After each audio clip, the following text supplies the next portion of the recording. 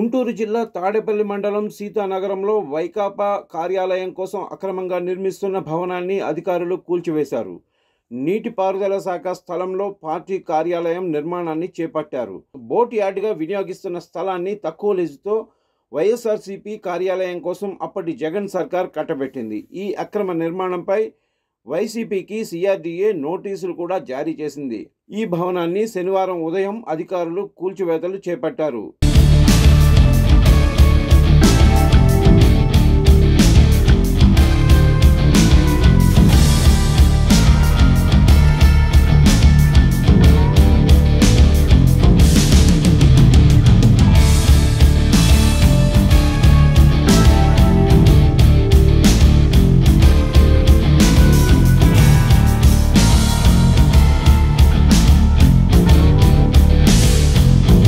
Irrigation భూమిని ఆక్రమించి అనధికారికంగా వైసీపీ కడుతున్న పార్టీ కార్యాలయ నిర్మాణాన్ని ఎంటీఎంసీ అధికారులు కూల్చివేశారు.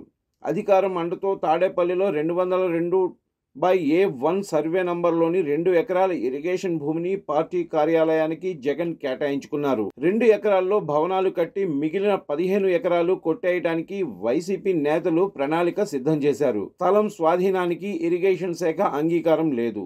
సిఆర్డీఏ, ఎంటీఎంఈ, రెవెన్యూ శాఖలు ఈ భూమిని వైకాపాకు హ్యాండ్ ఓవర్ చేయలేదు. వైసీపీ కార్యాలయ నిర్మాణానికి కనీసం ప్లాన్ కోసం కూడా దరఖాస్తు చేయలేదు. నీటిపారుదల శాఖ భూమిని కబ్జా చేసి ఏ ఒక్క అనుమతి కూడా లేకుండా కార్యాలయ నిర్మాణం చేపట్టారు.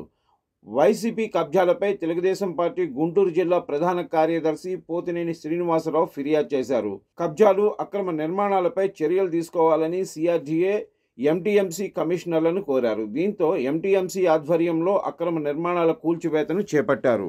కాగా తాడేపల్లిలో వైసీపీ కార్యాలయాన్ని కూల్చేయటంపై వైఎస్ జగన్ స్పందించారు. రాజకీయ కక్ష సాధింపు చర్యలకు దిగిన చంద్రబాబు తన దమనకాండను మరో స్థాయికి తీసుకెళ్లారు. నియంతలా దాదాపు పూర్తి కావచ్చిన వైసీపీ కార్యాలయాన్ని కూల్చేయించారు. హైకోర్టు ఆదేశాలను బేఖాతరు చేశారు. రాష్ట్రంలో చట్టం, న్యాయం కనుమరుగైపోయాయి. దేశంలోని ప్రజాస్వామ్యవాదులంతా బాబు దుశ్చర్యలను ఖండించాలి. ఈ బెదిరింపులకు తలొగ్గేది లేదు అంటూ ట్వీట్ చేశారు.